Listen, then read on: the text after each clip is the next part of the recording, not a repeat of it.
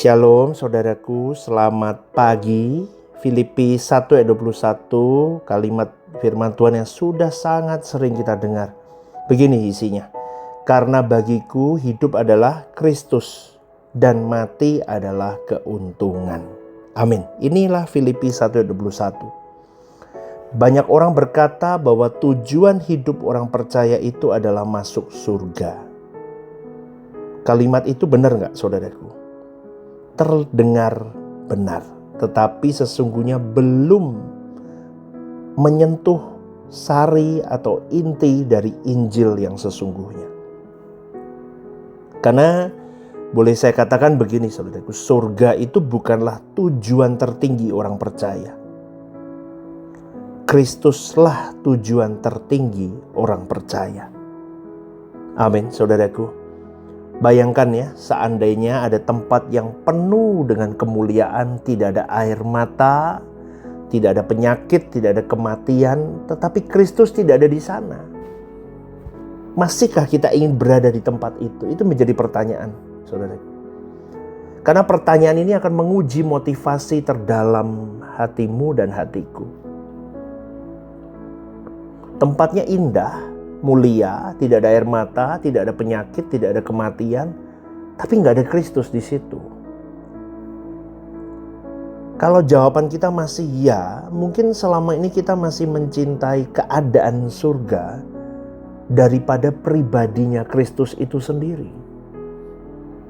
Sebaliknya saudaraku, orang yang sungguh mengenal Yesus akan berkata seperti Musa berkata, jika engkau sendiri tidak berjalan bersama kami, jangan suruh kami berangkat dari sini. Bagi Musa, hadirat Allah lebih berharga daripada tanah perjanjian. Demikian pula dengan Paulus, dia tidak berkata bagiku hidup adalah surga. Bukan, tetapi dia berkata bagiku hidup adalah Kristus. Inilah inti kehidupan orang percaya, saudaraku. Tolong garis bawahi ini. Inilah inti kehidupan orang percaya. Keselamatan bukan sekedar perpindahan alamat dari neraka ke surga.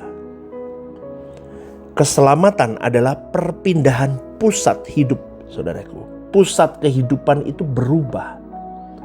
Dari yang hidup untuk dirinya sendiri menjadi hidup bagi Kristus. Itulah inti keselamatan.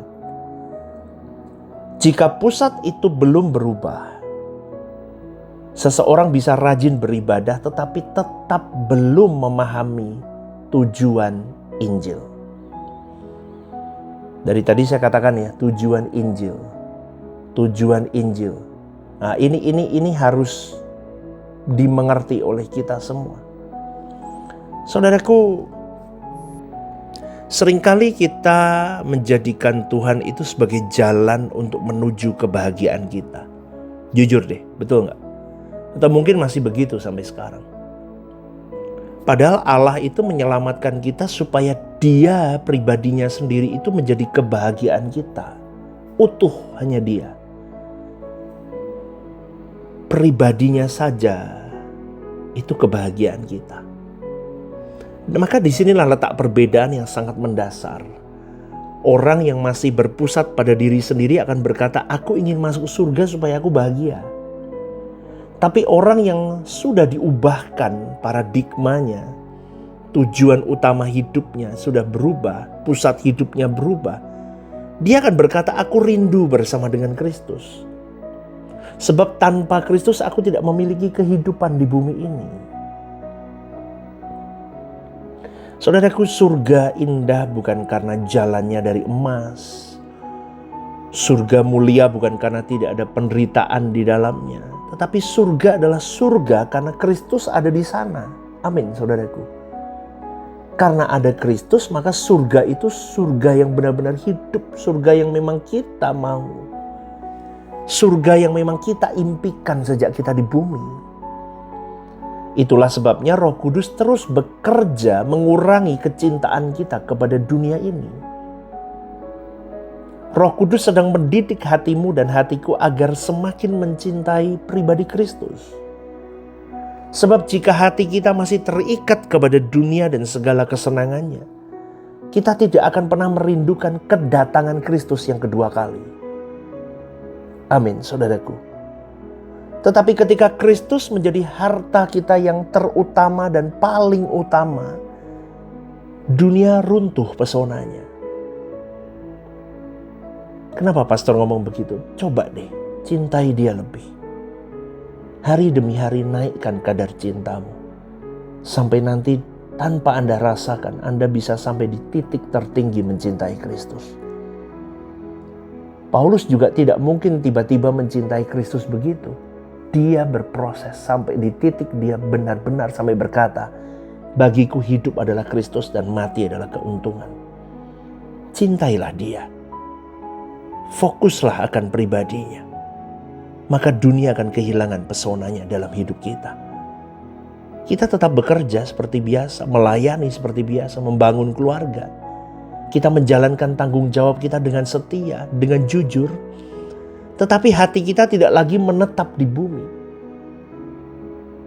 Karena kerinduan terdalam kita adalah aku mau bersama-sama dengan Dia.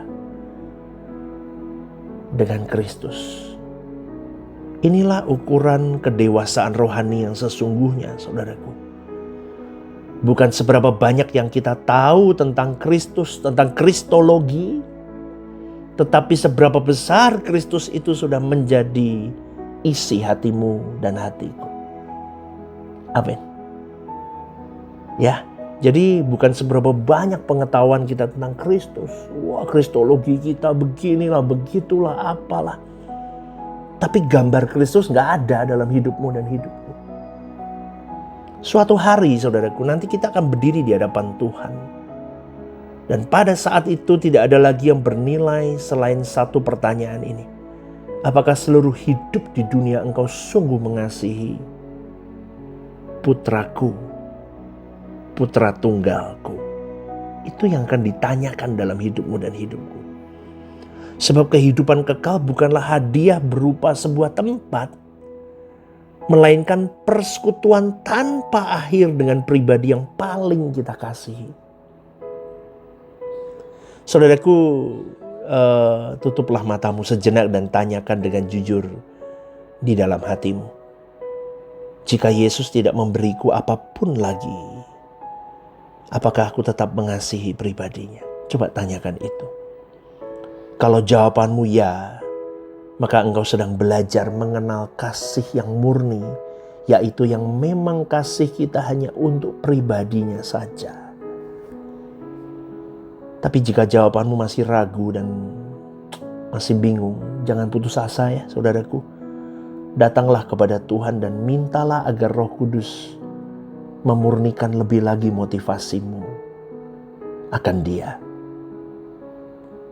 Karena tujuan tertinggi kehidupan orang percaya bukanlah menikmati surga. Dengarkan baik-baik, bukan menikmati surga.